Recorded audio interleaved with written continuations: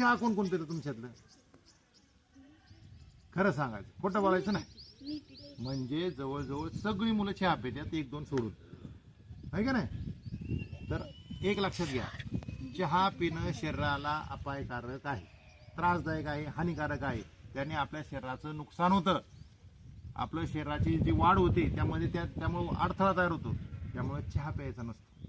आता मी आज तुम्हाला चांगला सल्ला देणार, ऐकायचं का नाही ते तुम्ही ठरवायचं. आजपासून चहा बंद. कोण कोण बंद करणार? बघा बरं का. हा, तू नाही बंद करणार अक्षरा?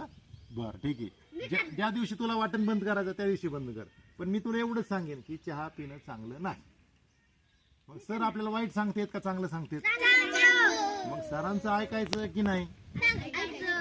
मग तू जर म्हणत असते मी पिणार तर पी. पण तुला एक दिवस तुला लक्षात येईल की आपले सर आपल्याला सांगत होते की चहा पिऊ नका, पण आपण पिलो आणि आपल्या शरीराचं नुकसान करून घेतलं.